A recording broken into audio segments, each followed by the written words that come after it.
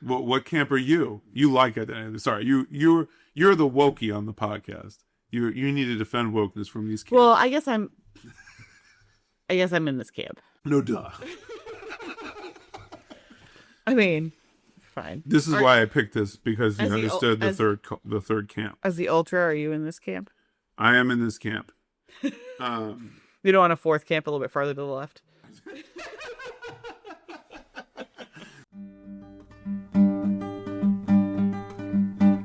You tear down the house, then you put up the rent. You pocket the cash, and you crush all dissent. Hello and welcome to the Red Diaper Pail, a podcast about art, culture, history, politics, technology, and parenting from a left perspective. My name is Simone. And I'm John Paul. And it is Sunday, April 12th, 2026, episode 33. Do you have anything to talk about? Do we have any small talk content? People have to file their taxes. Probably only if they're willing to be complicit in genocide. Probably the day this episode's out, or the next day. Not us. We don't file our taxes. We're real resistors. Oh yeah, that's the way to do it. Just don't pay taxes. So, for horrible headlines, the peace talks have failed. Who could have seen that coming? After more than 21 hours of talks in Islamabad, negotiations between the U.S. and Iran collapsed without a deal. Vance, who apparently was requested by Iran, departed saying that Iran... No kidding. Who, according to who? American Prestige said that they wanted him. Probably because they were like, you cannot send Wyckoff and Kushner to be your lead negotiators again because they don't know their asses from their elbows. Yeah. And also, we think that they're Israeli assets. We can't really say anything to them. And they probably think that Vance is somewhat of a restraining power because he is very clear about how he's against the war. I mean, in a practical way. Vance is so screwed. Trump must be spending most of his time thinking about how to destroy him. Well, Trump and Marco were at a UFC fight while the peace talks were failing. So good. I guess they were getting along well. Vance departed, saying Iran had chosen not to accept our terms. Trump then declared a naval blockade on the Strait of Hormuz, announcing the U.S. Navy will prevent ships from entering or exiting the strait. I love this. And the sour grape strategy of, that's what we want. We want this. They will also intercept vessels that have already paid the tolls to Iran. What are they going to do? They're going to detain these vessels? They're going to shoot them down? What are they going to do? I guess the problem was the Strait of Hormuz was closed. So the solution was a 2-week ceasefire and peace talks. And when those failed, the solution was that we close it. Right. They're trying desperately to grab the initiative back. And I guess they feel like, well, if we can't use it, no one can. That's how it was before. Well, the Iranians were letting certain ships through that paid a toll to them. Well, they were letting them through. So the U.S. is saying, if you're not going to let the folks we want to have access to, then you're not going to let the people who paid you either. I mean, either way, no matter how you slice this one, it's destroying the world economy. Yeah, that's the thing is they had arrangements with certain countries to get oil out. That flow stops. It makes the oil prices thing even worse. Which, if you had purchased a bunch of oil futures ahead of these talks or during these talks when it started to break down, and because you knew the strategy was going to be to close it completely, you might make a killing tomorrow. Well, I don't know if Marco did that or not. He was busy with the UFC. Yeah. Sure. Yeah. So I do think it's clear that there's some pressure on Trump administration to deal with the fact that they're destroying the U.S. economy, but apparently it's not strong enough to have them not walk away from less than one day of peace talk. Didn't agree on anything. They didn't even say, here's our framework for future talks. They said they're not agreeing to our terms and they left. And which is a crazy thing to say after you lost the war. Well, yeah. I mean, they were already mad about terms because they were all referring to different 10 points. There's apparently multiple 10-point plans, and we were all referring to different 10-point plans. So that I think that confirms what I said, which is they had no intention of doing any of those things. They were just hoping to get the strait open. I mean, my experience of diplomacy is that Netflix show, but my understanding is if they wanted to project that was maybe they didn't get much done, but they were feeling positive about the outcome, I think that you would be like, we have the following framework for talks. I mean, that's certainly what they did before the war. So it seems to me that it's not going well. However, the destruction of the world economy isn't going away. So I feel like they're going to get forced back to the table. speaking of that, Yeah, I think that this is just, can we make this also hurt Iran? Because Iran is making money, millions of dollars off of these tolls that they're charging. And they also like left this the original ceasefire arrangement basically granted that they had effective control over the strait, which they had been bragging about. So this is an attempt to like undermine that. But I don't think Iran's making that much money, given the fact that Iran has assessed the damage to their economy to date at $300 billion and possibly as high as $1 trillion if you include the destruction of their pharmaceutical factories, universities, schools, hospitals, banks, and power grid. yep. So I don't That know, is $1 impressive. million a vessel, which they only get half of. By the way, Oman doesn't even want the other half. They're like, we do not want this toll situation. Please get us out of this toll situation. Don't drag us into this. Iran's not making nearly the kind of money that they've lost in infrastructure destruction. Sure. However, apparently since we're now back to, I guess we're maybe still in a ceasefire, but we don't have a peace deal. Although we're That's not in a ceasefire because Israel continues to Pound Lebanon. pound Lebanon. Though some of the worst bomb, like, It's some of the worst bombing Lebanon has ever experienced. Yeah. And Lebanon is not exactly not used to being bombed. yeah, it's absolutely horrendous what's happening. Right. So apparently that also wasn't part of the ceasefire. It's like we have a ceasefire. There's a 10-point deal. There's all these things we might agree to. And then everyone's like, we are literally looking at different pages of the 10 points. The like desperation with which the Israeli government is trying to prevent any kind of ceasefire by doing this in Lebanon, and is wild to me. And there's been this like explosion of like, there's like a leaking through that's happening of like irritation with Israel as a political entity / supposed ally that's sort of emerging on both the right and the left. Well, the mainstream, the Republicans and the Democrats, or you mean everywhere? Well, I guess everywhere. Everywhere. All of the above. In the mainstream political establishment. It's starting to... They're starting to like plant these people saying things. So that's what I mean. Yeah. What I mean is it's starting to bleed through into the mainstream from the sort of edges of it. And it's taken on this incredibly disgusting nationalist flavor. Well, it shouldn't surprise... I mean, it's not a surprise at all. But we just watched them murder all these women and children, right? And we could care less about this. We're not allowed to talk about it. Yeah, we saw the Israelis do this. The American public is watching this happen. They're being told by the political elite that we can't. Why should we care about it? To even notice this out loud is anti-Semitic. And then we start to realize that our own national interests are in some cases, very rarely, at odds with Israel's, and that Israel has gotten their way in this particular instance in a way that sort of undermines our position. And now it's a problem. Right. And now the great progressive Bernie Sanders, who's like been I guess he's moved more progressive on aid to Israel since Biden was out of office, which is not very principled. He was horrible on this issue, like really an apologist for Israel all the way through Biden's administration. But now he's going to do a big push to stop all aid altogether not because of what they did to the Palestinians and not because of what they're doing in Lebanon, but because of this idea that Trump is not an adult enough to have made a decision to take the country to war and that he's responsible for that, but because he was tricked by Netanyahu. The problem is not the Jewish state is a bunch of like deceptive con men who are fleecing Americans. The problem is they're killing innocent people in Palestine and now in Lebanon. That's the problem, is genocide. We're going to get the most anti-Semitic version of this like wind change on Israel from the same people who told you weren't allowed to even notice all the kids being killed and all these hospitals getting blown up because that was anti-Semitic. I mean, it's maddening. Yeah, it's really bad. It's extremely easy to be anti-Zionist and not anti-Semitic. I've never found that to be a difficult position to toe that line, not just because whether you're Jewish or not. Yeah. But these people who said that was impossible are literally going to do now anti-Semitic, anti-Zionism. All of them. Tucker's going to do it, and the Democrats who are willing to say anything that might like decouple like the U.S. state from Israel to do anything about aid and military spending, they're all going to engage in this.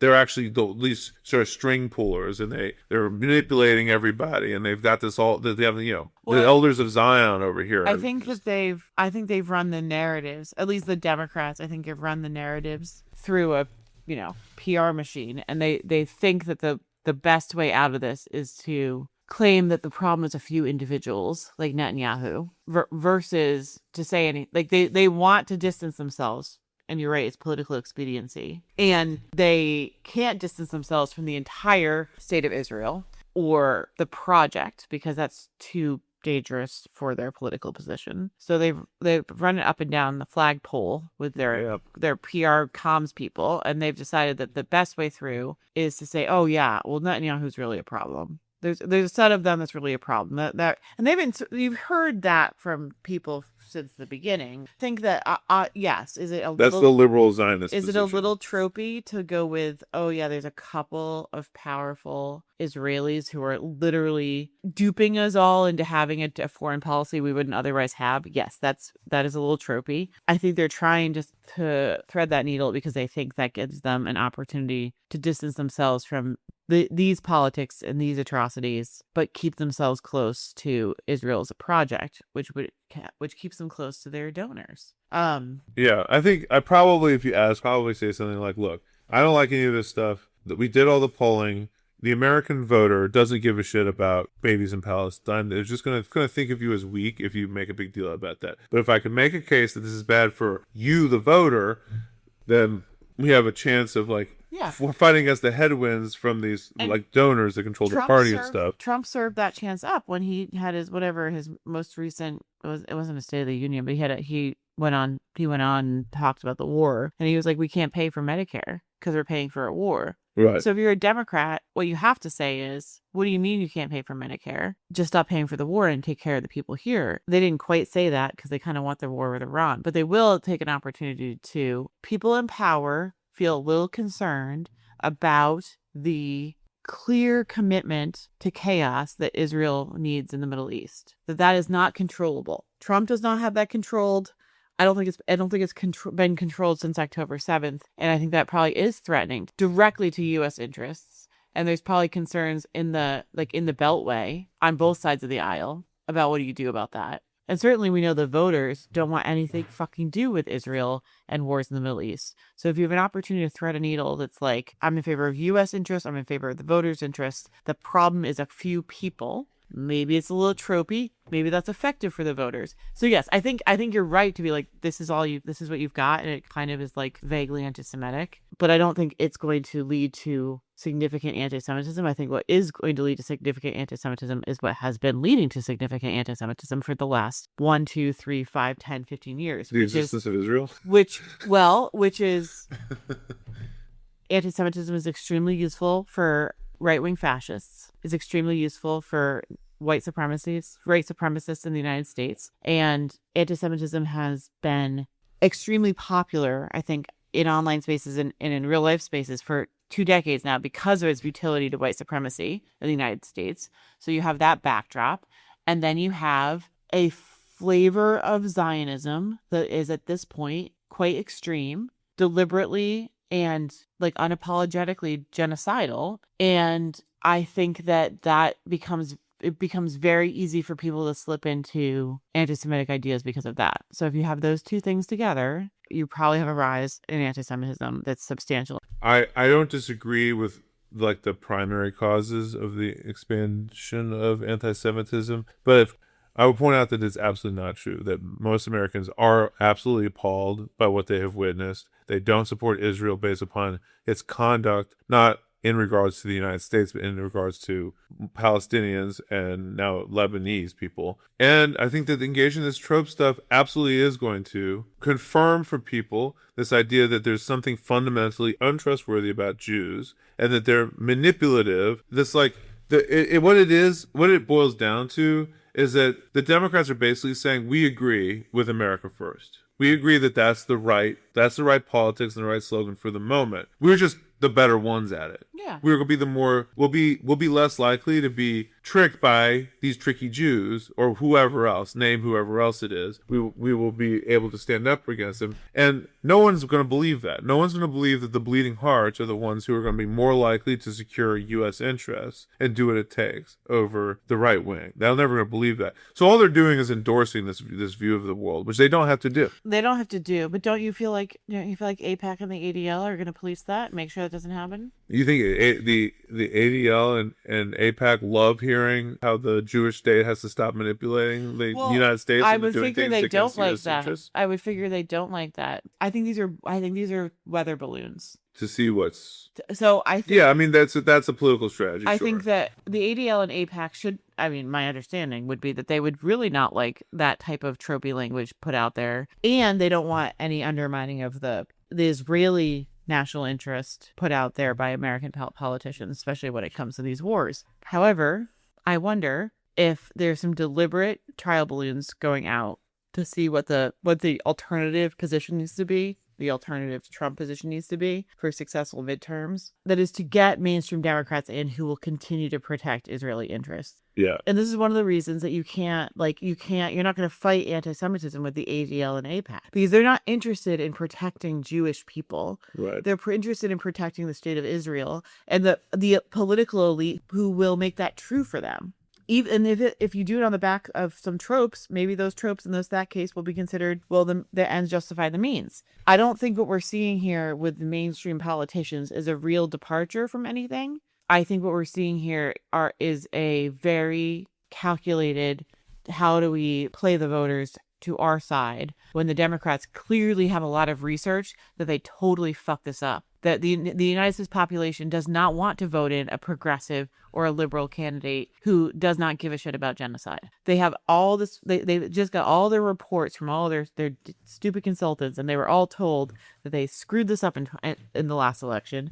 And so I think they now are figuring out how to not screw it up. And I think maybe this is even more conspiratorial and more, I hope this isn't more puppet mastery, but I think these are ways of manufacturing the alternative that still will ensure that Israel has the support that it expects from the United States. Yeah, I mean, that is the Democrat project, is not to figure out how to win elections, and it's certainly not how to increase justice and peace in the world. What their job is to figure out how to sell what their bosses want to the voter, and that's what this seems to be. But like, take someone else. This is Seth Harp. Seth Harp is the author of The Fort Bragg Cartel, which is a very worthwhile journalistic endeavor about corruption and some crazy shit going on in the U.S. military, particularly in U.S. Special Forces. Are you going to tell me he's anti-Semitic? I mean, it just wouldn't surprise me. I mean, anti-Semitism is rampant. That's the other thing. Is like, it is very easy for people to slip into. It is very bizarrely comfortable for people to slip into. People are undereducated about slipping into it. Yeah, I mean, that's not an excuse, but yeah, the anti-Semitism bothers me. But what bothers me more is, like, I don't know if it bothers me more, but the U.S. really is the protagonist of every situation. Like, how is this hurting me, an American? Is the only way that people can think about this issue at all? I mean, you can't care about anyone who lives in Iran, anyone who lives in Lebanon, anyone who lives in Gaza. The only framework you can get any kind of like worked up about is it seeing it this way? Well, if you're talking about U.S. politicians in 2026, then yes. But again, so here's Seth Harp. This is April 8th, 2026. Israel is sure to defy the ceasefire with Iran because it's hugely important to their politics and national identity that the Americans, i.e. Christians, who support them and give them all of their money, be humiliated and made to look like schmucks. A strange dynamic, but very real. That's a strange tweet. Well, April 8th was the day after the ceasefire when they bombed the shit out of Lebanon. Yeah. So my understanding of the reporting in Israel is that Israelis don't think about Americans at all. It's not a part of their consciousness to think about Americans. But let's say that this is true. Let's say that it's true that a big part of Israeli politics is humiliating Americans because they see them as Christians. Let's pretend that's true. It's insane. If Israel is going to defy the ceasefire with Iran, it's because there is very important national interests of the Israeli ruling class and the Israeli political elite that mean that the ceasefire it threatens those things. And then they have created an ideological justification amongst the population, which is, look, we have to embarrass the Americans. I know that they're our biggest allies, and this seems contradictory to humiliate the only way that we exist as a society. But think about it this way. That's a post hoc justification. If it was in the interest of Israeli the Israeli elite to tamp down on the craziness in the Middle East instead of tamp up on it, there would be no instinct to humiliate the United States that they would need to prey upon. So is that why? He's saying that's why. Like, this is what bothers me about this. And, like, it all comes back to, like, you can't have an examination of the ways in which Israel is absolutely fundamental to U.S. foreign policy and empire building and control of oil. You can't see it as like a larger Western project of like global domination for like multiple centuries now. You can only see it as, here are some tricky guys who have tricked us into doing things against our own interest over and over again. There's no excuse for it. Yeah. Well, I know. Seth Harp sounds like an anti-Semite. Okay, I take your point. That seems like it's very common for that to be where people end up. And of course, on April 8th, Israel launched an operation called Operation Eternal Darkness. Eternal Darkness. Which is a fascist title for an operation, hit with over 100 airstrikes in densely populated areas, including central Beirut, killing at least 357 people. So, yeah, it's not a good time for anti-Semitism. It's going to be. We're not going to see a decrease in anti-Semitism.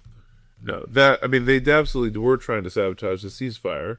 And they were partly because they were really mad that they were not involved at all, apparently, in the negotiating the ceasefire and what the terms were going to be, because there was no negotiation because Trump just said, and no terms because Trump just said, look, we're going to do it this way. I'm done with this, and he was personally embarrassed by it more than anything else. Pakistan says that Lebanon was an included term. Pakistan is where the ceasefire was brokered. Iran says Lebanon was an included term. Trump then said Lebanon was a separate skirmish that was not an included term. He says this after he had a phone call with Netanyahu. Right. So what probably happened is they didn't include Israel, although, I mean, these negotiations sound quite amateurish. And then they promised something, and then Netanyahu was like, what are you, crazy? No. And then Trump tried to back it down. But Iran, Yeah, I mean, Netanyahu probably said, look, there's nothing you can do to stop us. So hang up the phone. I don't care what you have to say about this. So what they have always done, which is they overestimate their negotiating position. Yeah. So they advance running on being like, of course they're going to agree to a ceasefire and not include Lebanon because they're so desperate for peace. And of course they're not that they're not desperate enough to. They've been building all these proxies to increase their position so that they have a chance at not being annihilated by people who are openly threatening to destroy their civilization. Mm-hmm. So to sit there and have a ceasefire and watch Hezbollah get destroyed just means that in a few years, when Israel's ready to try again, which they're already saying they want to do, they won't have Hezbollah around as a proxy to help increase their position. So why would they allow that to happen? And that's what Israel has done multiple times. They did this to Hezbollah and Gaza and Hamas too, is split it. Split it. You're going to have a separate deal. It doesn't include them. We're not going to tolerate any kind of solidarity negotiation because we want to pick these things apart one by one. So while I know we condemn the anti-Semitism of Seth Harp's tweet, and it's obviously insane to think that it is a Israeli predisposition to making Americans look like schmucks, I do wonder if it's not a little fun to make Witkoff look like a schmuck, because he was on record saying that he had explicitly asked Netanyahu to calm down the strikes on April 7th. Mm-hmm. And Netanyahu increased the strikes. So interpersonally, I think we've decided Witkoff's a schmuck. Yeah, that's definitely true. And everyone's happy to make him look like one. Yeah, but that's just an added benefit to what they actually want to do. Yeah. And every single one of these countries, they're all in a death competition with each other. They're all going to take any advantage they can get. They're all going to manipulate things as much as they can. I mean, Putin's been acting in just the same way as any of these sort of strongman, illiberal societies that are in any kind of like disagreement with the United States on anything. But you only get this type of like rhetoric about like the culture is just fundamentally like tricky, or you get a little bit of it with anti-Russian because it's of the anti-communist stuff. But you're right. I agree. So all of this to lead us to the same place that we were in before, where the Strait of Hormuz closed. So headline from CNN Business: Iran war oil shock pushes U.S. inflation to 3.3%, and it's expected to get worse. A war-driven jump in gas prices helped push U.S.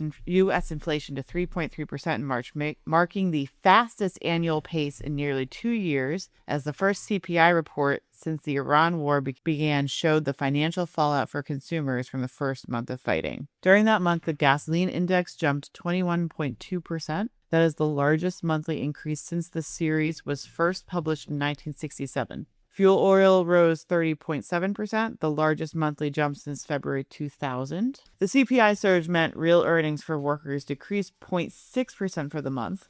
Airline fares are up 15% annually. Tenant insurance is up 8% annually. An interesting part of this too is it's stagflation, because you get a lot of times you get inflation because there's so many people are willing to spend money on stuff. And there's like a hot job market and stuff, but the job market is really bad right now. Like people are not hiring. Unemployment, if they stop manipulating the unemployment numbers, you're going to see like a huge uptick in unemployment that's not being resolved by creating new jobs. And there's still inflation, crazy inflation. Well, and the analysts are like, even if you get the Iran war to end, which, as we just stated, does not seem, it's very difficult. You're looking at inflation caused by this oil problem going on for months and months on end after the Iran war ends. So it's a bit of a problem. Wages had been outpacing inflation for nearly 3 years now. There had been, if you look at wages against actual costs of goods over decades, wages have been losing for a long time. But for the last few years, wages have been, like month over month, wages have been keeping up with inflation up until March. And that in March, we saw, mostly you didn't see wages keep up because the inflation went up so significantly in March, but wages did not keep up. And this is on top of the tariff-related inflation of the beginning of the Trump term. So he's really doing a solid for Americans. I guess this will be a big deal for people. The election. Well, it's going to be a big deal for the elections, I'd say. If most people are they're so caught up in the culture war part of it that they expect there to be bad inflation regardless of who it is, so they can't really care about it that much. This is significant, though. I mean, this is like, you can't drive to visit family this summer. You can't book a plane ticket. Mm-hmm. These are like, these numbers are serious just to your monthly budget. Yeah. I mean, honestly, the smart play for MAGA is to come out and say, look, we're remaking America in the image of like white Christian nationalism, and it's going to hit your pocketbook pretty bad for a few years, but it's going to be totally worth it. They're much more likely to get on board with that. I guess the other thing they'll do is they'll just pretend this never happened. Like, haha, inflation is not bad. Now we all lived through the worst inflation in the history of the world, which was Biden, so just think back to that time that you don't remember. I don't think they're going to do that, though, because I think I don't think that they've got a very strong spokesperson right now. Yeah. Don't you feel like it kind of, we're going to get onto this when we talk about Orban, but I think that it really feels like something has changed, like something has broken. Mm-hmm. The sort of the oomph of it has broken. And I think I think you're right. They don't have any spokesmen who are willing to defend this record. I think Trump is going to become a lame duck. Yeah. Actually a lame duck. You have Joe Rogan and Alex Jones. Their content right now is just like, I don't like this. No, there's a little bit of Alex Jones is like openly threatening to go to like, you think I've been bad before? I'm really gonna light you on fire if you come after me again.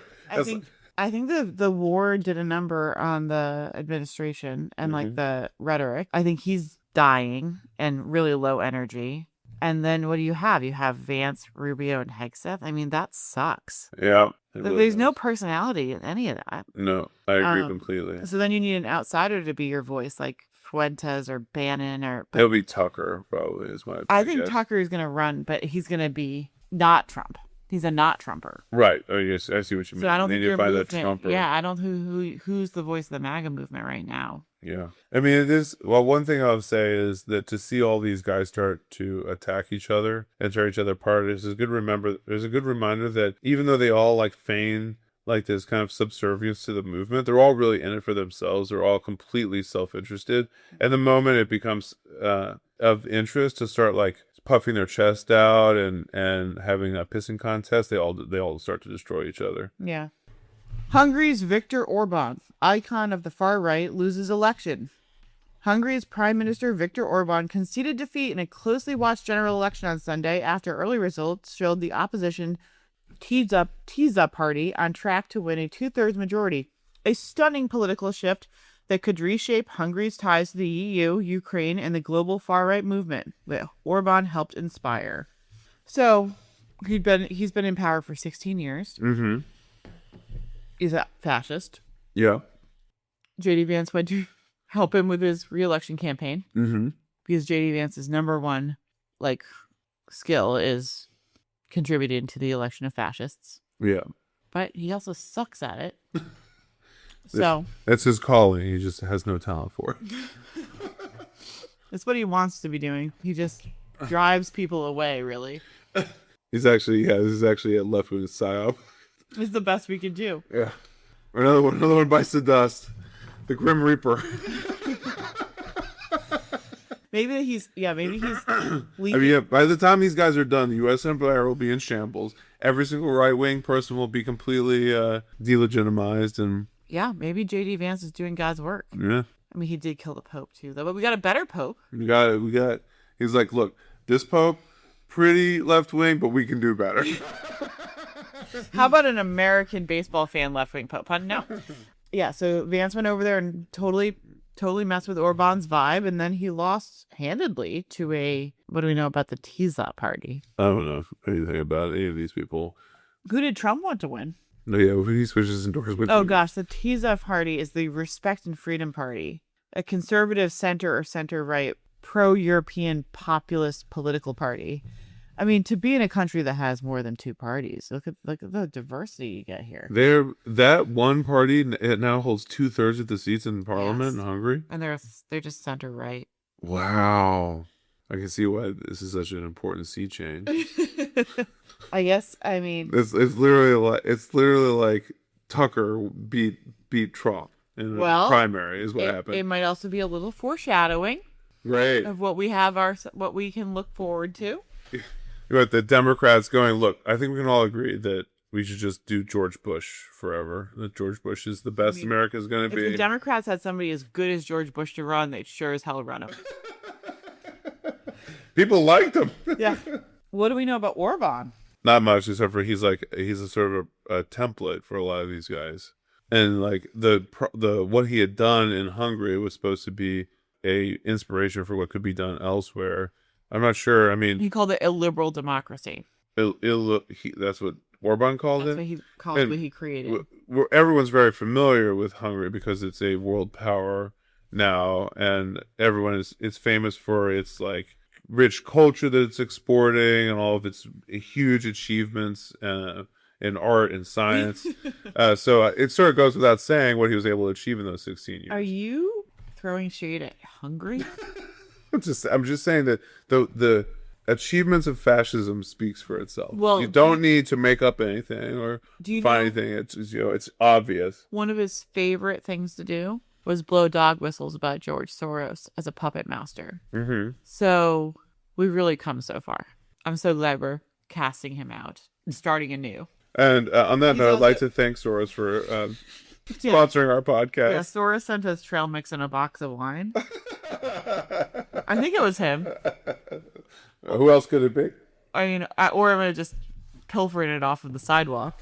He hated the LGBTQ. He hated migration. He liked MAGA. Yeah. He hated Soros. Hated democracy. Mm-hmm. This is the freedom loving crowd. And no, the Freedom and Respect Party is who beat him. Oh, right. That's right. Sorry. A former Orban loyalist and insider. His ex-wife was a cabinet minister in that administration. But he flipped. He flipped after a corruption scandal when he realized he could in fact be Viktor Orban. the new Viktor Orban. Yeah. I'm sure this guy has really amazingly progressive ideas about LGBTQ people. Anti-corruption, pro-EU, pro-NATO, conservative center. Yeah. Loyalist who only left when he realized Orban was just weakened enough by the corruption scandals to he himself win. Yeah. I really look forward to seeing his great achievements. Yeah, I mean, as an American, I'd like to read this as the America being the main character of this story, but it doesn't sound like it has much fucking to do with international politics, fascism, or anything. It sounds like Orbanism had run its course, and now we're gonna have another version of the same shit. Yeah, we're gonna have Peter. I don't know. There's an accent over the first E.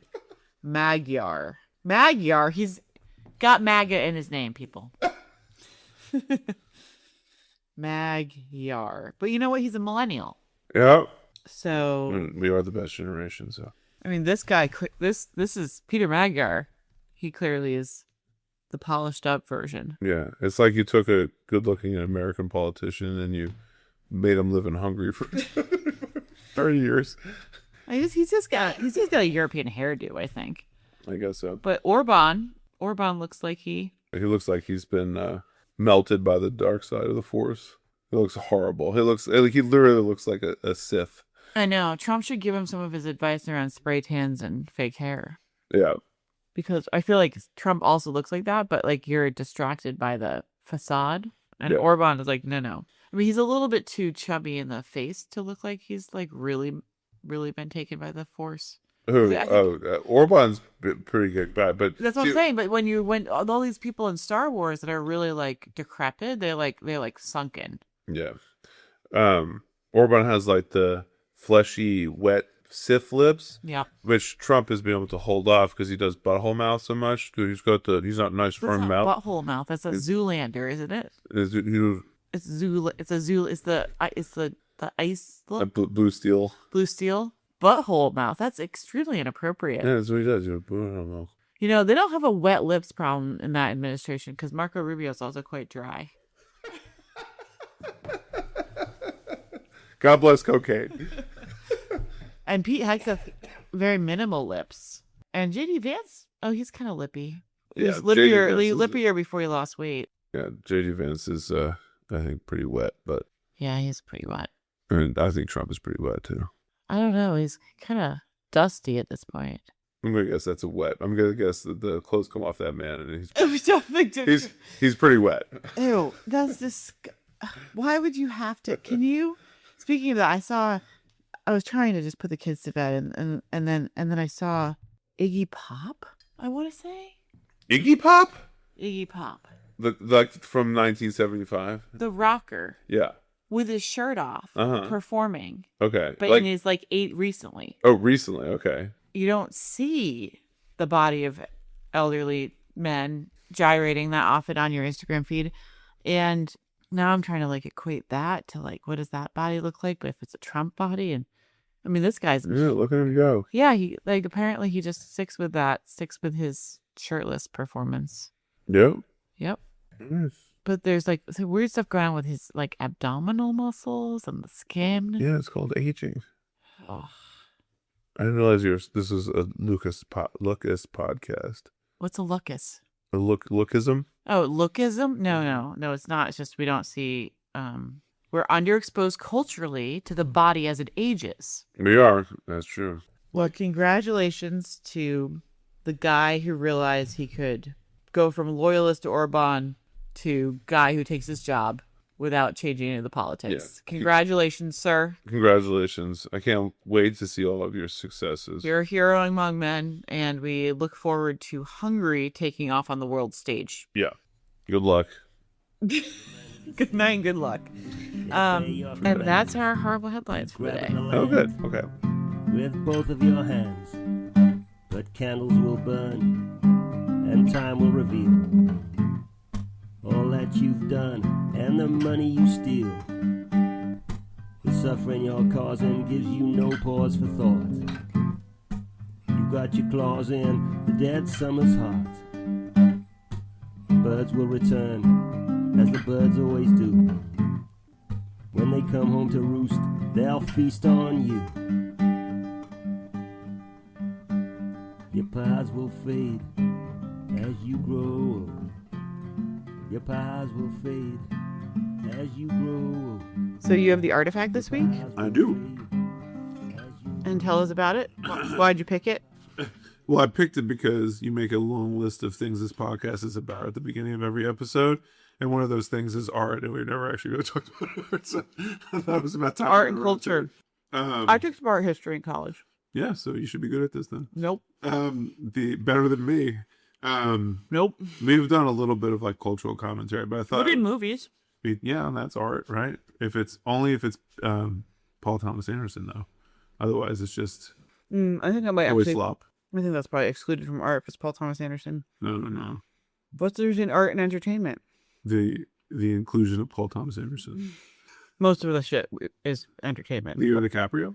I don't think he's ever been involved in art, except for maybe Growing Pains in the 90s. I'm not sure why you're counterposing art and entertainment. Can't they something be art be entertaining? I think most things are either entertainment or art. It's a very conservative view. You're right. We should make it more of a dialectic. They're in tension with one another. Yes. But at some point, it does tip over. And when you resolve that tension and synthesize something, what you get is porn. I was going to say a Paul Thomas Anderson movie. No. It's like, when you see it, that is definitely true of art versus entertainment. Qualitatively. I guess so. You can categorize which them. To say that it is governed entirely by unexamined bourgeois ideology. I think that the qualitative difference between the two is not bourgeois ideas necessarily. If it's not material, then it's ideological. It is material. The difference between porn and the porn is, you know it when you see it. The difference between entertainment and art is material. No. Therefore, it is unexamined bourgeois ideology. That's very black and white. That's not a dialectic. That's not on a spectrum. Anyway. What happens when you resolve that one? What do you get? Porn. Okay, so all roads lead to porn. All roads lead to porn. Okay, so I have said, and I laid this out in a piece I wrote about Kendrick Lamar's halftime show, which was better than Bad Bunny's. The piece? Is that what excites me about art is less of like the emotional content resonance. I like moving art, but what gets me excited about art is like subversion. You would not have liked Hamnet then. My understanding is it's just emotional. Just emotional. Just sentimentality. Yeah, I like I like art that can tell me something about the world, but I really like art that subverts, particularly politically subverts. And I have been of the feeling that like that's very on brand for you. Yeah.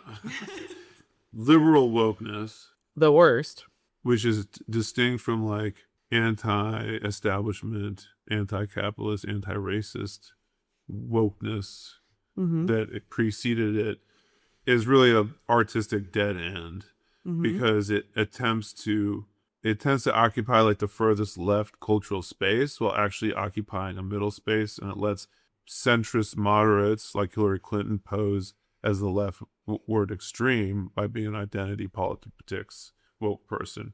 So I couldn't tell what could possibly fall to the left of that. In other words, more subversive than that, when that had become like the mainstream sort of ideology. And I had said at the time, and I'm not sure now whether Kendrick Lamar was able to break through that, but I think that one of the interesting things about this cultural reaction of Trump is it opens up the possibility for an anti-mainstream art, which is actually subversive again. So I have this question of like, has art achieved like a post-woke awakening? So I was looking into it a little bit, and there was this essay by a guy named Dean Kissick in Harper's, which was published like right as Trump got reelected. And he like is a big lamenter of woke art also, particularly like the ways that identity politics has made art more about the individuals doing it than the art they're creating. He has a little bit of an individual axe to grind though. He does seem to have an axe to grind. Well, his mother's legs were lost. There's a little bit of manipulative to make that part of the essay. But she was just trying to consume her woke art. She got hit by a bus. Literally. It puts it in sharp relief. It does. Why was she moved to go to that art gallery? Was it worth it? It was not, according to Kissick. So I'm just saying he's not exactly objective. No. Also, no. he's a art critic. But again, there's nothing material about art, so you can't be subjective. Well, there's something material about bus accident, though. That is a very material. Mostly material. So everything that's been written about this is, I guess, is in reaction to this article of his, which is called "The Painted Protest: How Politics Destroy Contemporary Art." It's like polemical and it's interesting, but I picked a different piece, which is sort of a response to it. So I've selected, "Will the art world go post-woke in 2025?" Is this in response to Kissick's piece? It is in response to Kissick's speech. Okay. Because everything in this discourse right now is in response to the Kissick speech, which is essentially, you can think of the Kissick as a stand-in for the liberal order has died. Yep. We are now free from the woke mind virus. And you can repeat this in like every single discipline. Mm-hmm. What exists for people of conscience who are disgusted by Trumpism but are now liberated from wokeness? Big question mark.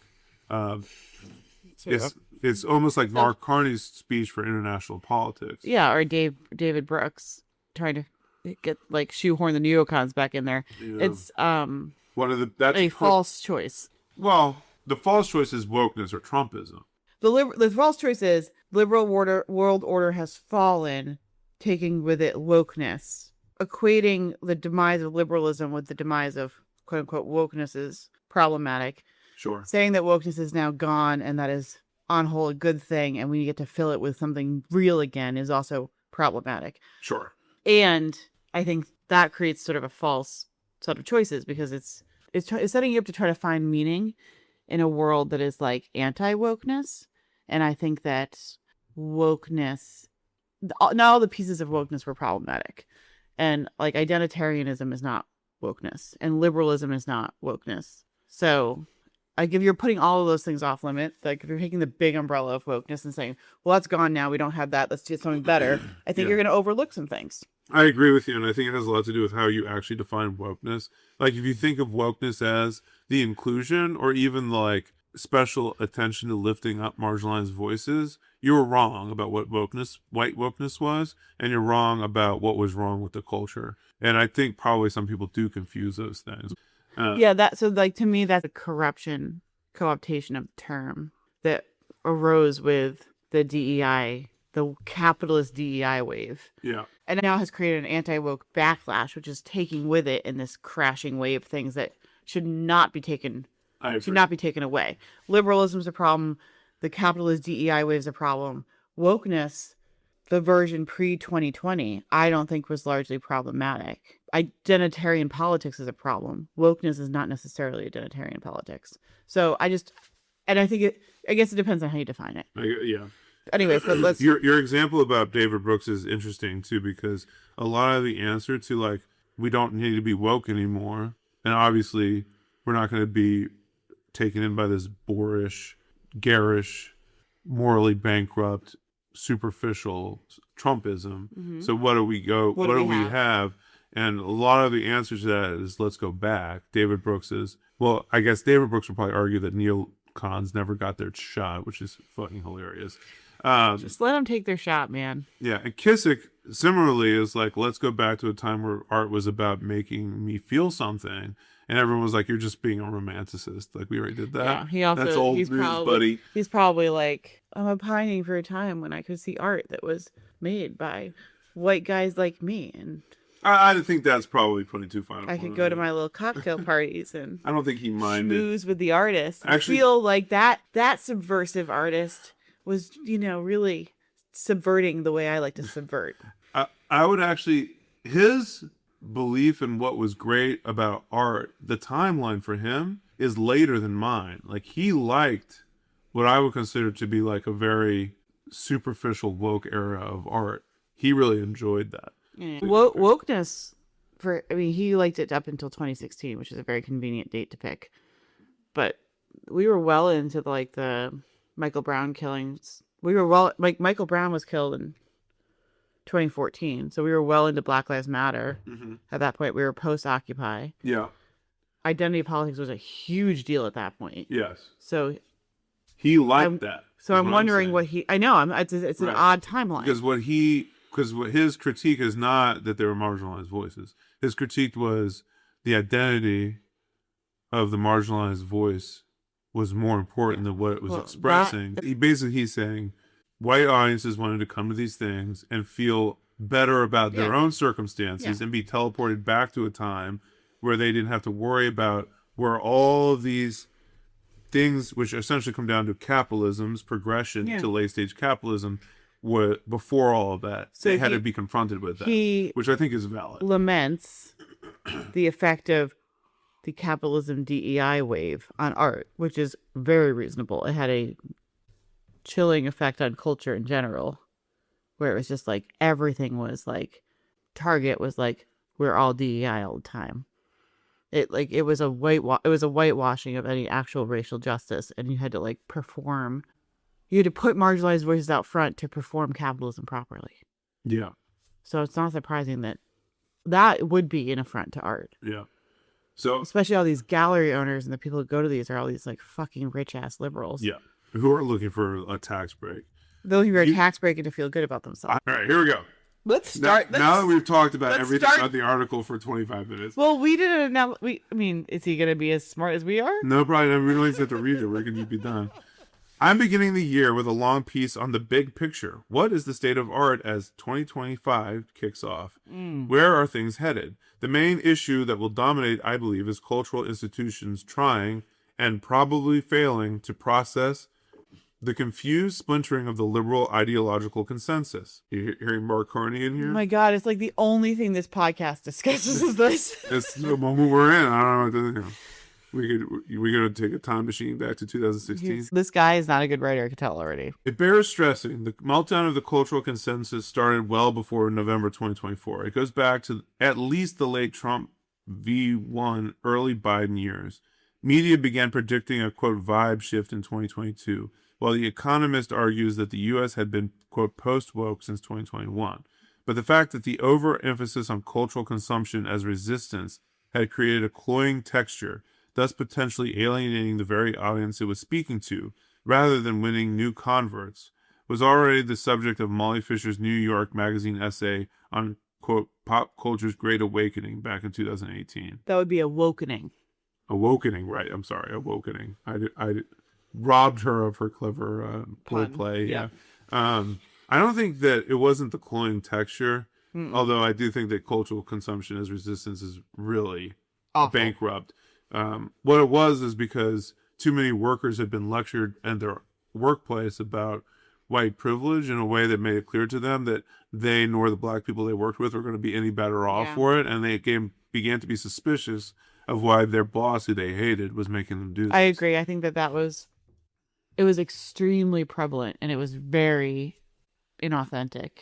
So like Target having pride flags was like whatever, but like people having to sit in these Zoom. I mean, you were doing it on Zoom, so people were recording it and stuff. Like the quality of the training sucked. The content of the trainings was very suspect.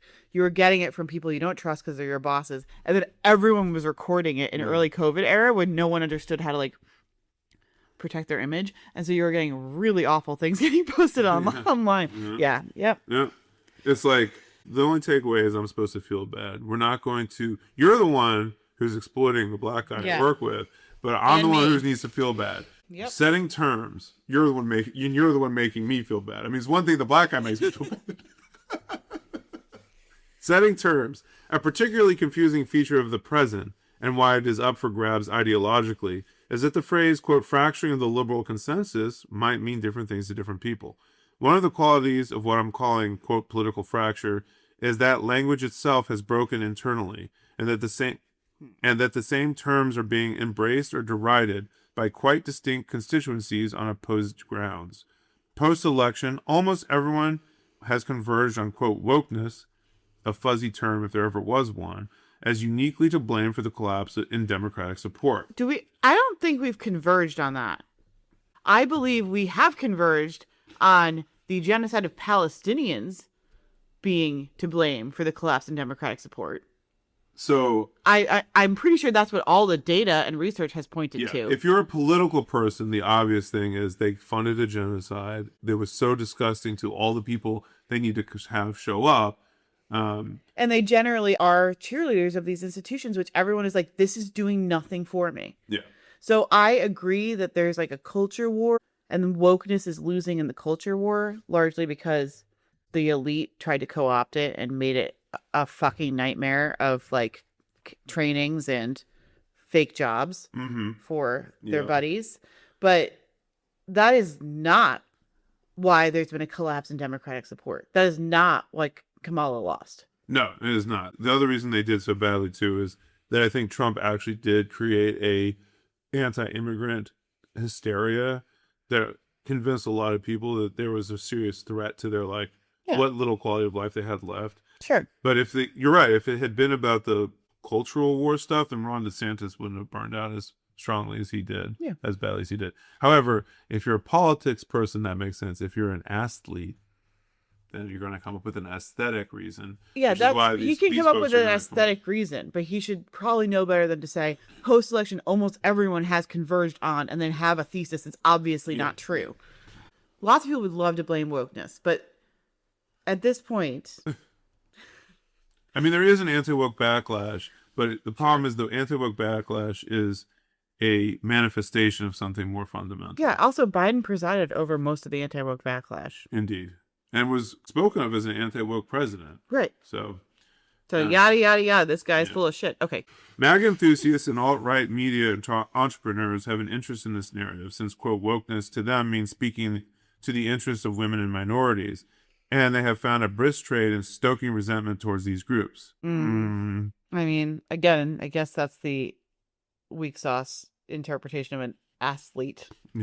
For its part, the corporate liberal center likes the, quote, wokeness has gone too far narrative because it exonerates the consultant class, blaming naive college kids and petulant activists for their humiliation and justifying attack further to a pro-business center, always their comfort zone anyway. That's true.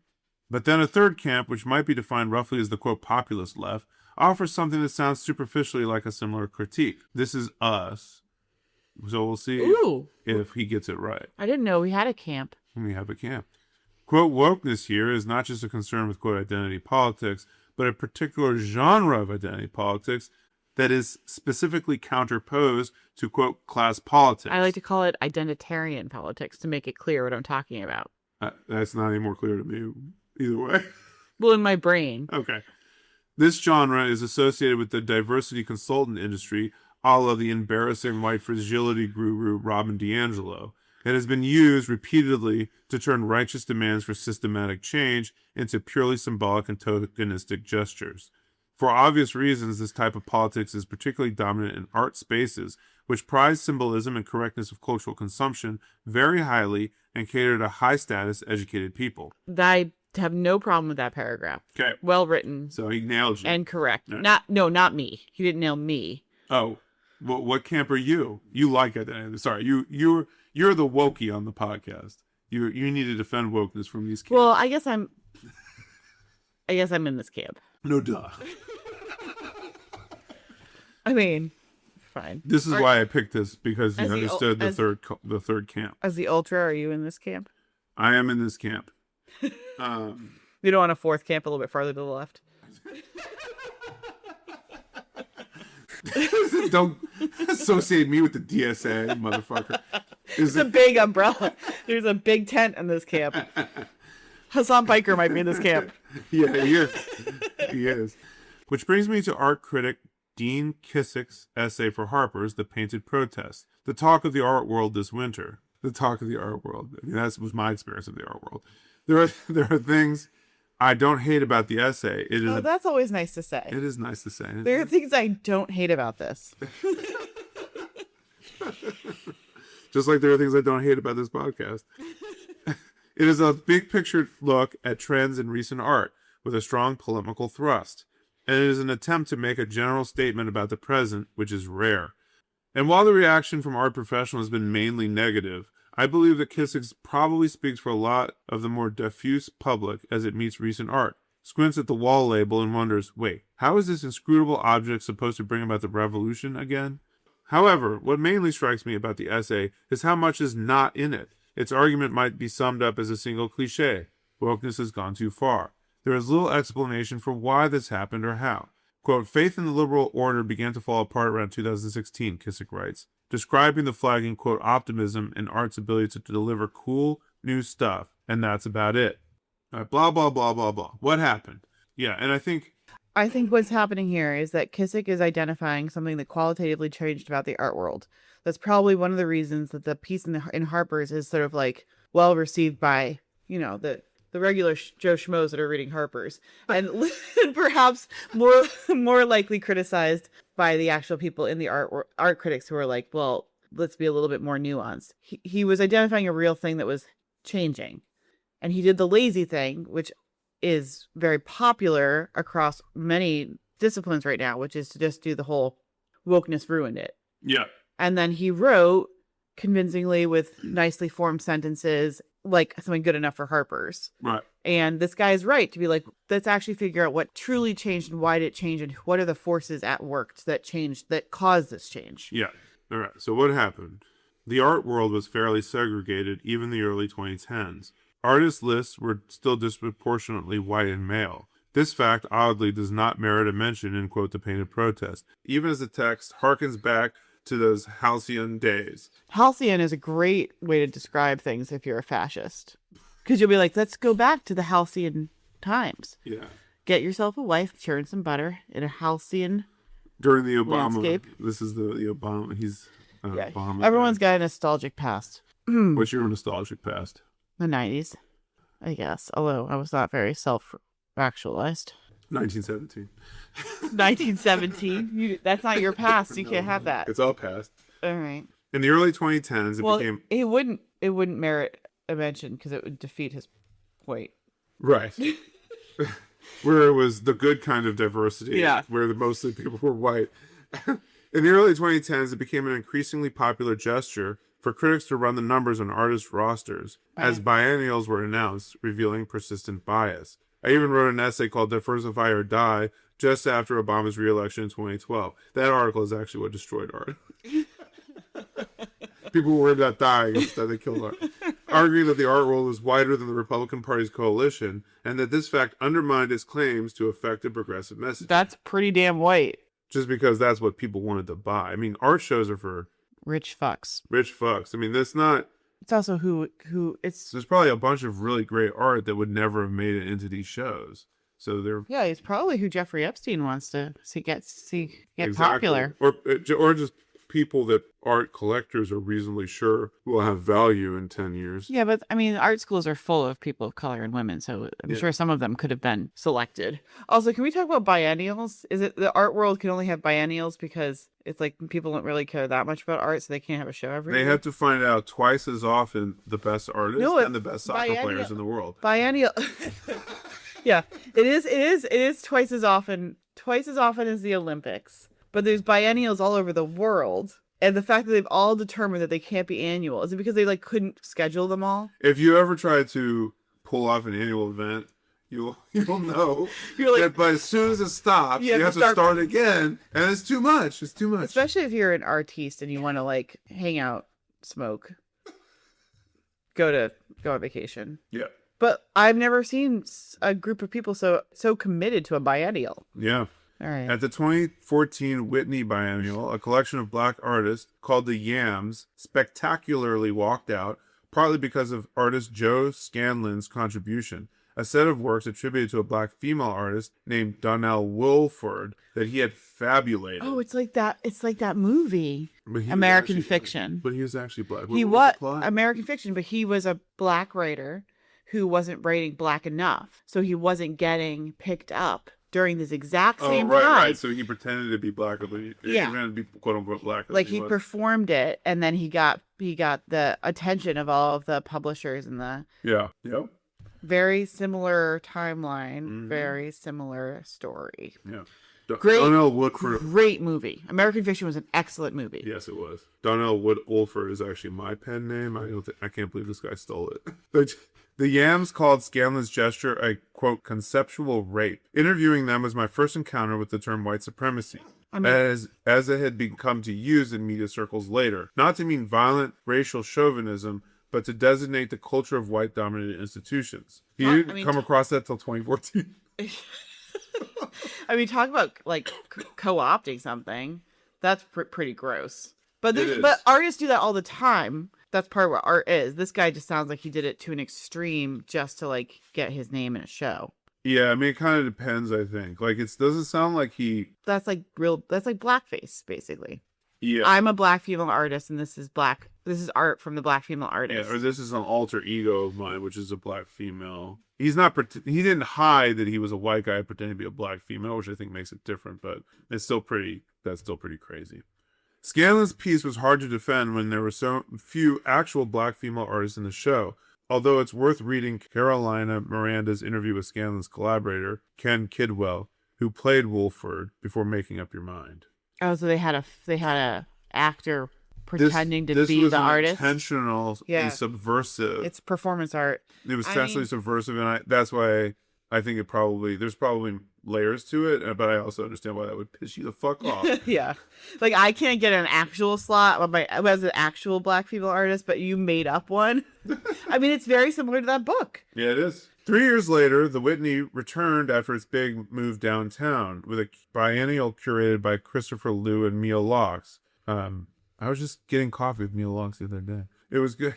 It was good, and specifically so, I argued, because of its variety. The art did like, who the fuck is that? The art did a lot of different things. The gender balance was on the right track, and it went somewhat towards moving the needle on racial diversity, bringing into the conversation artists who are either due for a big moment or about to have their big moment, such as blah, blah, blah, blah, blah. There's a lot of people here that you should know about. I'm not passing over them because they don't matter. I'm passing over them because I don't know who any of them are, and it's a long list.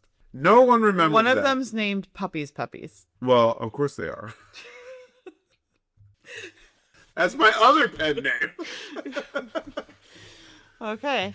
No one remembers that the 2017 Whitney Biennial were completely dominated by the debate over one painting, Dana Schutz's Open Casket, detonated by artist Hannah Black's open letter on Facebook calling for the image of a dead Emmett Till to be destroyed because Schutz, as a white woman, was appropriating an image of Black Death. The resulting uproar paralyzed that institution and popularized the art audience. That shockwave, in turn, is hard to understand without remembering that the show was the first to come after Trump's 2016 election, though it was planned before, with the accompanying finger-pointing within the liberal culture about who was to blame. Even the Women's March, the first big resistance set piece, was riven by... I love how it's a set piece because he's an athlete, was riven by denunciations of it for overrepresenting privileged white women. Uptown from the New Whitney, the Museum of Modern Art briefly flirted with civic society activism, mounting a selection of works by artists from Arab and Muslim countries to make a statement against Trump's, quote, Muslim ban. But by early in the Trump regime, a huge amount of political energy was turned inward, focused on the vexing project of diversifying prestige cultural spaces and cleansing them of bad associations. This is right, I think. This is all, we're sorry, we will fix it, by doing something that we don't even believe in, right? I don't believe this is better art. I believe that by selecting art I think is inferior because of its creator, I am making up for my mistakes of the past. No, I think it's liberals and the elite who were not backing Trump won. Because really, with Trump won, there were actually, I think Trump too has much more elite backing and clearness that the movement is fine by the capitalist class. But Trump won, it was quite jarring for people, and they sort of like these liberals that still had like liberal energy and liberal companies and liberal ideologies didn't know what to do. So they did what they could do, which is like, I'm on the board of the Whitney and I'm going to do this. I'm on the board of MoMA, so I'm going to call and be like, we need to do something about this Muslim ban. And then they just throw something up. Not that those artists shouldn't be respected, but like, and that's not activism. I guess that's bourgeois activism, but that's not like salt of the earth activism. That's not going to do anything. Right. It's not the like salt of the earth protest. It's also, my gripe with this stuff is like, there subversive content that you can put on display, or is the only thing you can talk about is like the container, the artist, the moment, right? Like they're incapable of putting on display something that is a direct threat to capital. Yes. And I think the art can do, I mean, maybe I'm wrong, maybe I'm idealistic about this, but I think art can be very upsetting to centers of power, but they lack the capacity to select it. Sure. I mean, I think that you probably have excellent probably have excellent technocratic professionals in the art world that do have the capacity to select it. And then you have boards and donors. Yeah. And the art world. And you're hoping to sell to somebody, right? Yeah, but I think for museums, it's galleries, yes, museums less so. Those boards and donors are the extreme elite. They completely hold the museums. But museums do not have like philanthropy coming from anything but major donors. Yeah. Especially in Trump's world, where all the foundation money, all the grant money's gone. So they are not going to mount subversive shows, not on purpose. Yeah, I mean, they're going to stop subversive shows from happening on purpose, but they will say, like, do something, and by the nature of the system, it'll be and performative. You'll also have an occasional rich-ass board member who actually wants a subversive show, but, like, they're not going to win. Or if they do win, like, I don't even know if you could do subversive art. I still am not sure that there is a thing that's subversive art in that moment. But certainly the instincts, when they are trying to do this activist instinct against Trump, is going to be extremely vapid and liberal. Yeah. Not to insult, like, the art that they're picking. I don't know. I have a lot to say about these art pieces you haven't seen. I mean, there's a lot of art in the world has value. Yeah. It's just, it's the context that they're and some of it, like, it's the thing they're trying to say with it. Yeah, I guess. I mean, there's also something in here too about, like, does it have to be ground shattering to be like they were doing to these knit things. Kissik's doing these knit things, which you were doing with, like, movies, which is like, this is craftsmanship. It's not art. Right. And I think that there is a conversation there too about how do you ideologically separate these things out, and what is the lens you're using to do that? And in this case, it's definitely bourgeois ideology, which is probably unfair to, like, beautiful things that are designed to have an impact besides, like, earth shattering or subversive even. But also, if you take an artist who's actually trying to have subversive messaging or create tensions and multi-meaning in their art, but you put it in the context of a show hung by MoMA against the Muslim ban by a bunch of different Muslim artists. Yeah. I don't even know if even if the artist's intentions or context or even skills and creativity could allow it to be that, it's not going to show up that way. Yeah, that's it. Yeah. Is that the content, regardless of how good it is, can't survive the form, because the form is the only reason it's being selected. Yeah. Yeah.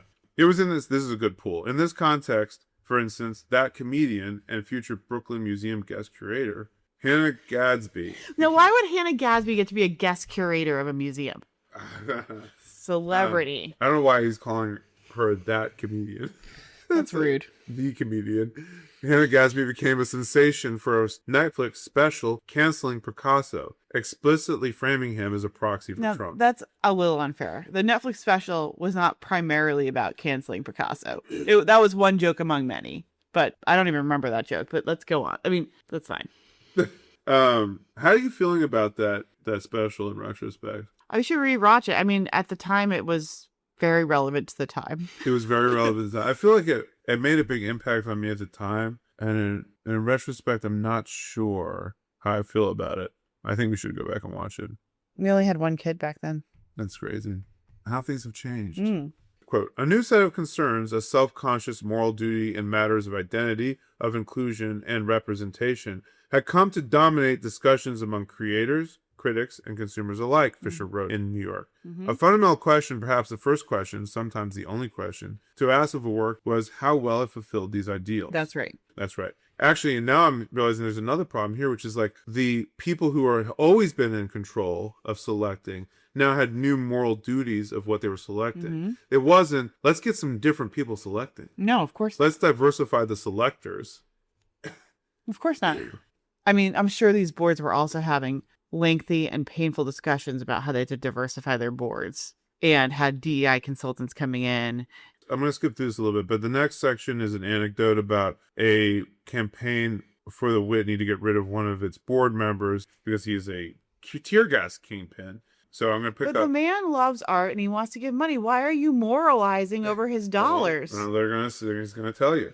That is not what I actually think. I'm being sarcastic. I protest that explicitly question the morality of all patrons of the Whitney, thereby threatening a complete wipeout of the museum's basic model of operation. Clearly, the moral righteousness of, quote, decentering whiteness was all that was standing between the museum and the anger in the streets. So this is him blaming the activists for making them do this. Going forward, everywhere, focusing on celebrating marginalized identities and reckoning with history became the primary themes for big survey shows, even as a current of submerged cynicism about this rhetoric grew and grew, though it wasn't considered polite to air it in public. Well, this is where everything gets conflated. So there's performance of caring about like anti-colonial or marginalized voices by the elite. So they put those things on display, partially because they're mad that Trump got elected, partially because they're embarrassed that Trump got elected. So there's this performance of it. And then you have real activists who are identifying perhaps some real problems with the structures, like the richest people are tear gas kingpins, and they stage some sort of activism around that. That's more about the workers, the actual artists decided to put their art in the show, the actual art curators participating, and it's very destabilizing for the organization, and it makes them very scared that they will not be able to survive, that they in fact have to survive in a world where they take elites' money and they do mostly what they want, but you try to like make it as nice as possible. So they become defensive. So some group of people will become upset that they're threatening a institution that they feel has value. And also it will just make that institution, in this case, try harder to appease and appeal to what they think the woke warriors want. Right. Which will further undermine probably the artistic quality, because they're not doing it in a structural way. They're doing it in a performative way. And they think they're doing it out of fear now and panic. Do you think the submerged cynicism is in large part due to like the reckoning with the fact that like before they had to be worried about their donors and the artists were like grateful, and now the artists have expectations which are putting them in tension with the demands of their boards, and they feel like the only way through that was this like very superficial liberal wokeness. I think you get this cynicism against the superficial liberal wokeness because everyone kind of knows it's bullshit. Yeah. And the more it ratchets itself up, the more it sort of becomes its own. It does more of it. It becomes more, and it becomes its own like organism that takes up more and more space. That's more self-righteous about it. That's like, more in your face about it. And it's the more extreme it gets, and they probably became more extreme when they were being attacked from the left, the more people will look at it and they say, this doesn't pass any smell tests. This is bullshit. Yep. I mean, I can see why a lot of artists got really mad about this, because what you're saying to them, a lot of people who became successful all of a sudden, you're saying to them, no one thought your art was good. They only picked you because they were afraid of what would happen if they didn't. Mm-hmm. And no one likes your art. It's not that valuable. Mm-hmm. It's not. And that probably is not as true as this piece wants to make it seem like. And it's layered on top of decades of people basically saying your art is not as valuable because we are used to a certain type of art that does a certain type of thing, a certain type of artist that shows up in a certain type of way. So there might be things about your art that's less appealing to our buyers, that's harder to decipher by our critics, that's creating tensions or discomforts or maybe even innovations that we don't understand. And that's partially because you are different. You are, maybe it's because you're outside the center. So you've been up against people being like, you're different and therefore not accepted. And then you get, we'll just elevate you. It's not good, but we're just going to use you, which is what happened across disciplines to people. Yep. And neither is right. Neither situation is correct. Right. Like keeping people out and excluding people and having whiteness and maleness and westernness be the only thing that matters, and the only text you have to understand something is wrong. Yeah. And using these people and their art as objects to give yourself credibility to proceed in some sort of liberal hellscape is also wrong. Yep. So is this guy going to solve it for us? Maybe. The next section, he talks about how, like, from the period of 2016 to 2024, white male artists went from being dramatically overrepresented to being underrepresented in big survey shows. And hardly anyone else, and he said that. And as a white man who had to live through this time, it was very difficult. Okay. But I'm still here. He's seeking therapy for his trauma. Blah, blah, blah. Well, he's not really saying, is he really saying that? Because he's saying, like, people, we should see things that are often unheard and are you being fair to this man? I mean, he's saying that regardless of whether the art was good or not, he's not making comment on that. He's saying, though, that if these shows wanted to survive economically, they needed to, quote, decenter whiteness. And that was their way of navigating the moment, which means that they weren't selecting stuff because they thought it was good or thought it was valuable or thought the moment had arrived to talk about people who had been excluded. It can be both. I mean, it can be we have to decenter whiteness, therefore we're looking at a broader grouping of things, and we're still picking things that we think are good. Right. I guess so. And I don't think he's necessarily saying they were showing shit. Yeah, I mean, he's saying, I mean, you're right. It can be a both and, but he's saying that the forces of history that drove this was not that these voices had been recognized as valuable, but that the people who make these decisions had been forced to do that just for their personal survival. Yeah. Personally, I agree that curators should follow their interests, that no show can include everyone, and that all kinds of art histories deserve to be shown, particularly ones that have gone unheard. Mm-hmm. You agree with that, right? I do. But over time, it came to appear that how these exhibitions centered, quote, marginality, painted with a very broad brush, truly was now the first and only question. We would say, not the only question, but primary in the dialectic. Mm-hmm. So, and then he talks about the 2022 Venice Biennial. He says the exhibition was thus framed not just as a collection of excellent women and trans artists. It offered itself as a model of a new political alignment of everything that was not, quote, straight white men, with all that was good and redeeming. As the art critic Chloe Wyma, full disclosure, my wife, noted in her review, I love a man who does commentary with their wife. Mm-hmm. It remains to be seen what power this imagined community, comprising, I suppose, all sentient and non-sentient matter, excluding straight white Scotsism, might flex in the electoral sphere, at the point of production or in the streets. But if one takes even a quarter step outside the art world's magic circle, one can grasp how such rhetoric might serve a revanchist right that is building terrifying momentum of its own folk demons.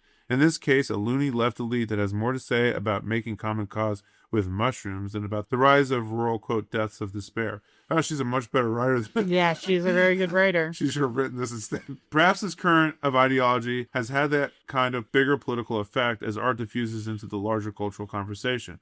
I don't know.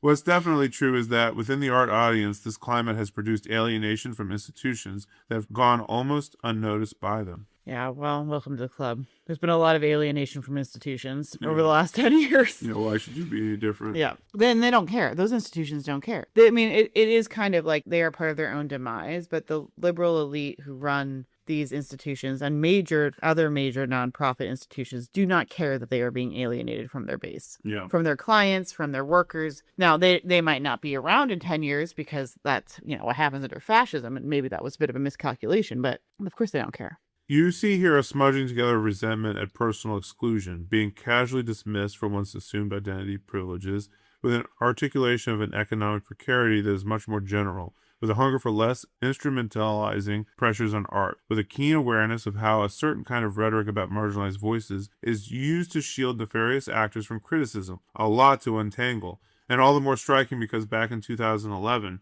Norman Wilson produced a video essay called Workers Leaving the Googleplex that laconically details how he got himself fired from a job at Google after he tried to do a project investigating the second-class citizen status of the group of workers of color on a tech giant's campus, currently on view in MoMA's permanent collection galleries. He even uses the words, quote, interested in issues of race, class, and labor in his voiceover. But a decade of post-Trump social justice rhetoric has strained the sense of art as a space for possible solidarities. All that remains is a view of it as a zero-sum game. So this guy's writing is hard to follow. The example he's giving, though, is a person who has their art on display at MoMA.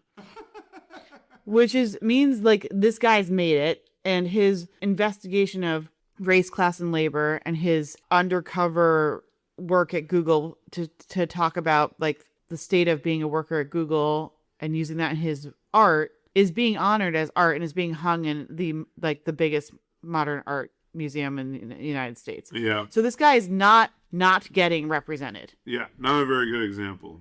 And now I agree that maybe these people, there was an overlooking of some of that and pretending to get subversive art just because people's identities were not marginalized and that there was lack of content there. But that's not a very good example. Marginalized voice they selected can give voice to that. There's not a single one that was able to do that. The only thing that they could do was like stuff that narrowly focused on the identity of the artist. I'm not implying that Norman Wilson's essay is Trumpian. What I am saying is that the sense of exclusion and loss of faith in liberal institutions that it spoke to parallels the wider post-election conversation. Trump's gains with young men suddenly have pundits haplessly noting the obvious. Liberal culture had all but stopped trying to address the frustration of struggling young men, allowing, quote, economic and, quote, identity issues to be played against one another. Do you know what he's saying? What about this man's video essay would be Trumpian?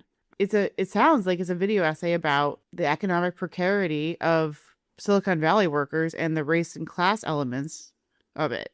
I think what he's saying is that there was a time, the Obama era, when we could talk about race, class, and labor as being all elements of something we could all get in on together. And then the post-Trump rhetoric has made it seem like that the race part or the marginalized voices part eliminates the economic balance, so that there's no solidarity possible. I agree that the overwoking of the liberals post-Trump election was at the expense of class, because why would the liberal elite want you talking about class? They certainly don't. This man clearly has a halcyon outlook on the Obama era. Yeah. Because they Same fucking as didn't want you to talk about class then either. No. And identifying that white male resentment is a real thing. Sure, we've talked about that. It's a real thing. The populism of the left and the populism of the right both are identifying a real thing. I don't know if like the art world was like really had an epidemic of white male resentment, because suddenly they were, instead of being extremely overrepresented at the biennials, they went to probably slightly underrepresented. I mean, it's not the same as like, you know. I think it's probably more than slightly, but I take your point. I mean, you're right. Like, he's talking about a piece that's literally at the MoMA permanent collection. Yeah. So this is actually, I'm finding this hard. I'm finding his point hard to even. Yeah, I mean, he starts, the setup is interesting. But he starts to really lose me with this, because I feel like the woke discourse about the white men and what happened to them goes one of two ways. One is they're suffering and they were excluded, and then they got mad at you because you excluded them even though they're suffering. The other one is they felt their power being taken, and equality felt like oppression, and they fought back. And so one is protecting their power, and the other one is it blames basically wokeness for like excluding. Yeah. I don't think either of those are exactly right. No, you're right. He's got like the wrong, well, it's a meandering mess, and then he's also got like the wrong takeaway. Yeah, his takeaway is the former, which is that these are people who are struggling on economic issues and were not included. I think whether or not they're struggling or not, they have been presented with the world as zero-sum, not by black activists, but by both the Democrats and the Republicans, who very much want you to think that like there is a better world possible, but only if you recognize who your enemies are, which is the worker next to you. Right. And there has not been, I will say that wokeness did seem to leave out voices that were like, the struggle of white and black people is absolutely connected to each other. And there's been a historical disparity in access to wealth, access to security, and having your voice be part of the conversation, right? You can hold both of those ideas together. Like, this sort of doesn't seem to be able to do that. Also, the wokeness that was captured by liberal institutions left out black and white solidarity. And it happened during a time where we didn't have an alternative. Like, when you're talking about like the Obama era was like liberal elites captured the zeitgeist and was telling you what progressivism looks like. This was not a period where we had like unions showing people how you do like multiracial solidarity building and why you do it. Yeah. That's absent in the United States. Yeah. There's extreme segregation of cities. Like, there's just like, so when you have massive like Target and the Whitney and the richest folks who work for Silicon Valley and financial institutions who sit on boards telling you what we need to know about wokeness is absolutely going to leave out class solidarity. Right. Like, that just seems obvious. Yeah. And you're right. You're 100% right. And what he does next, which I'm not going to skip over this part, but what he does next too is he also mentions that like liberalism lost everywhere because people were upset about the price of their groceries. So like, if the Obama, he wants to be nostalgic about Obama.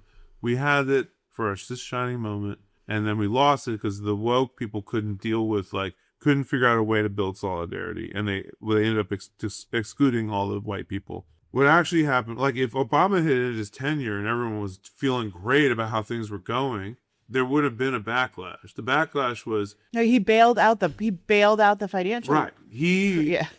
he did not fix an economic system that was crashing because liberalism doesn't have solutions to the problems they're facing. And Trump came in and said, these guys are going to continue to fail. I have something new, something different, and I know who's to blame. And Biden did exactly the same thing. Yep. Again, Biden was not some woke version of Obama. Biden was, no. This liberal managerial thing will work, we promise. And it was a fucking disaster again because they don't have any solutions.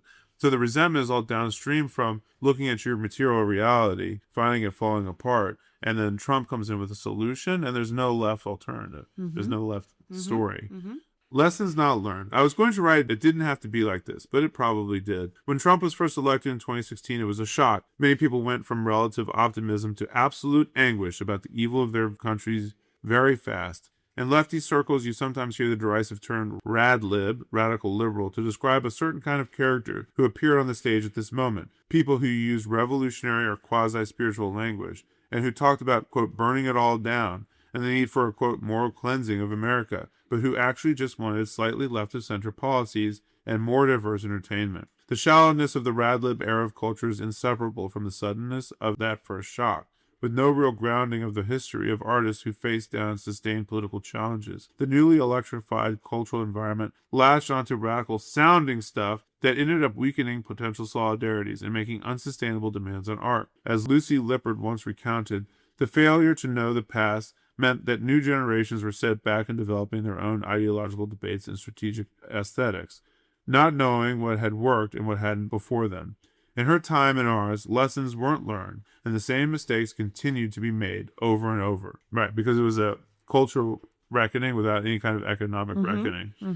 So it's the same people. I guess I'm saying... And it's the same people. You can broaden the demographics you let in, but the people that you let in who represent those demographics are the elite version of that. That's true too. So it's just you're making the table bigger with more of the same folks, and by the fact that they are at the table and they are the more resourced and they are now the representative and the closer to power, just reaffirms that.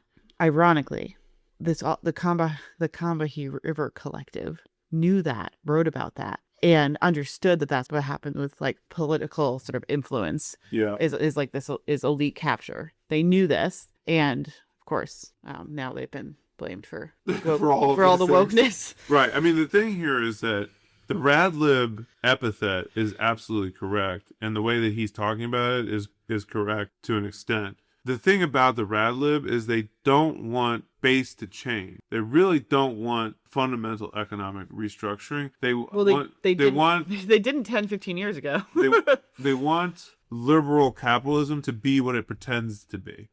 That's what they want. Yep. They don't want to challenge their assumptions of what right and wrong is and where those things come from. They don't want to talk about new political forms. They want democracy as they imagine we all pine for. Well, and they have a vision of it. They think the progressive vision of it is adequately diverse in representation. So you bring in faces that look different, and you get different art to look at, and you get, different TV characters to look at, and you can feel good about diversity of representation because that's good for your democracy, your liberal capitalism. But you're not interested in those people building solidarity. You're not interested in those people talking to each other about how their lives are similar and their exploitation is similar. You might not even believe that's possible. You might not believe that those people can't even speak the same language to an extent to understand each other at all. But you do believe in enough pluralism that everyone can exist and a certain safety net, and believe all that stuff is compatible with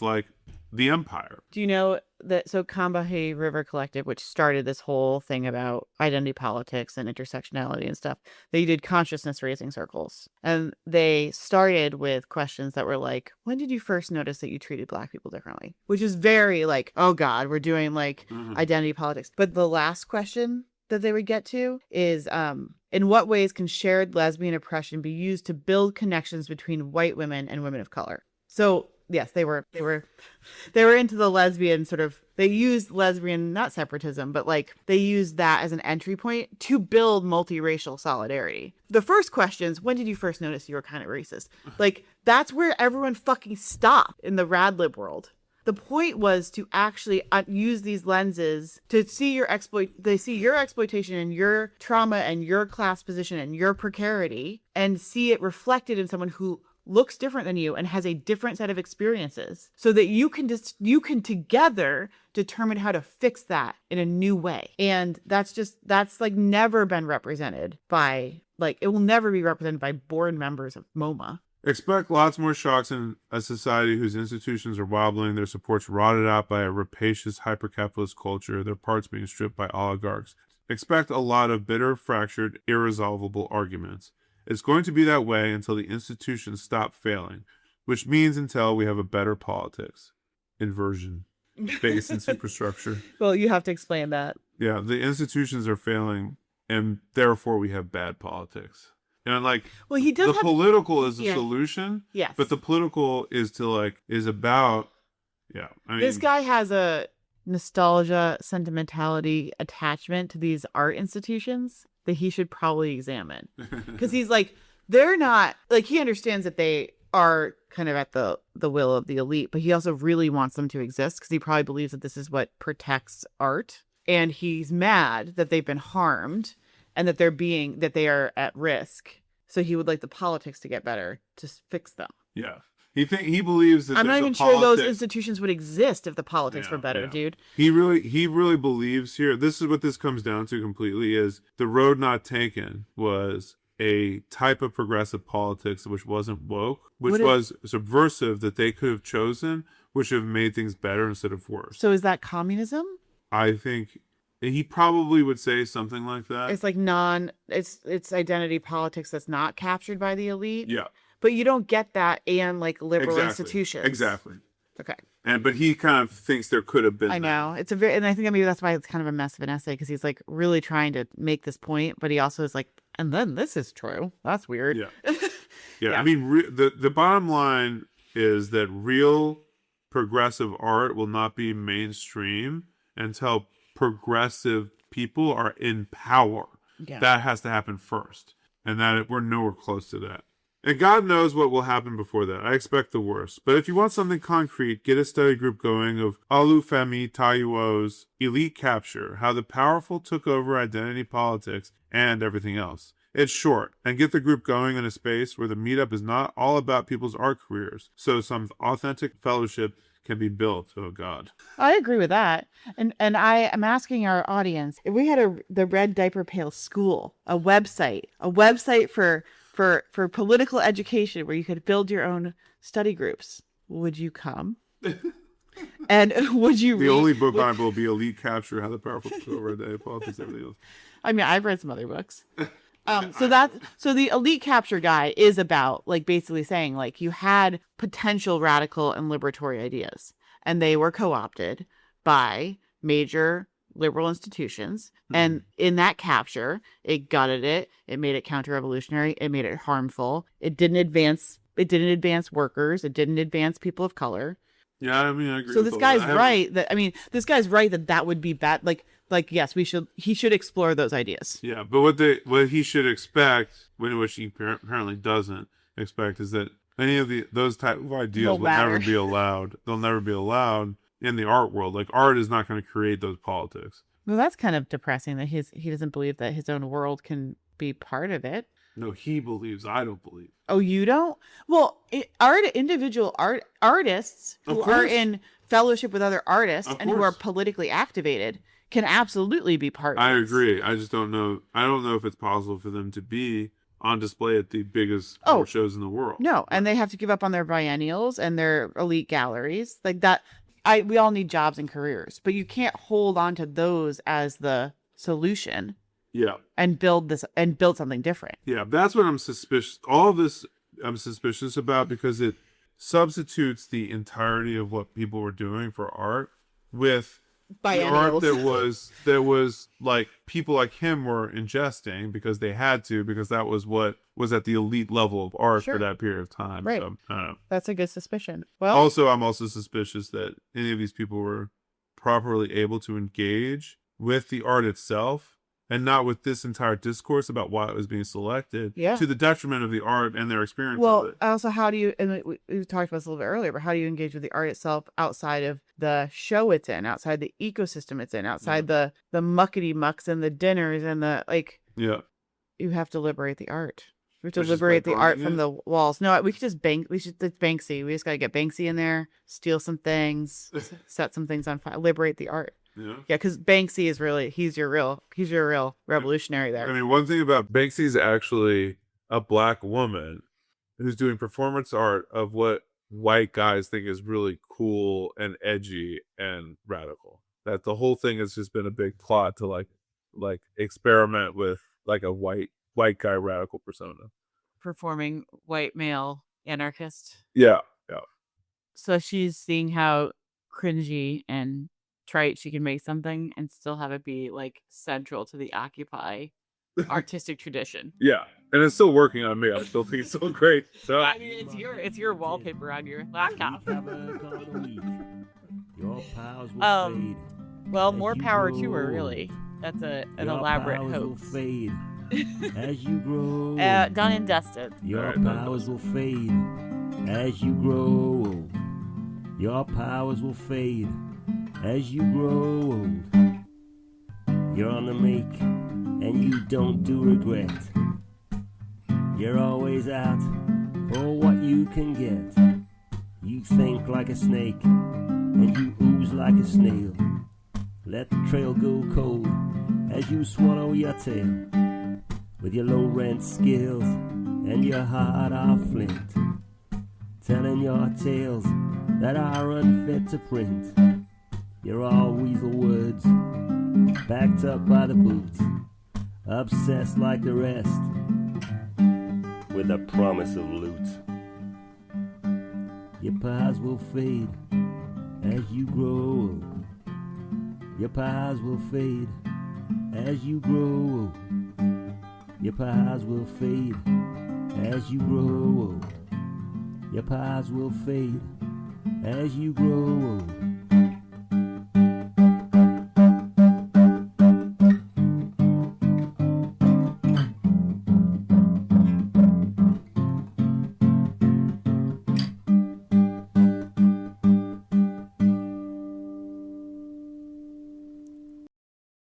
I love you.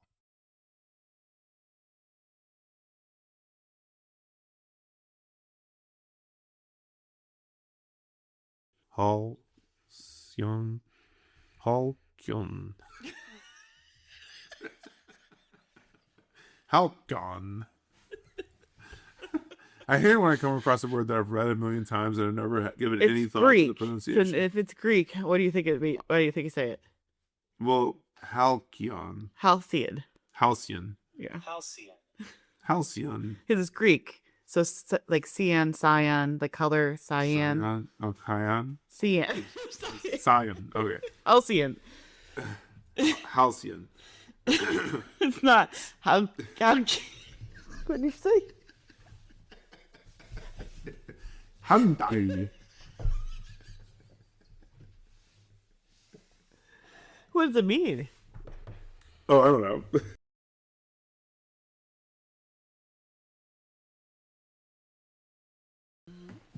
Well, Are you going to Lebanon? I'll be right. I need to go check it.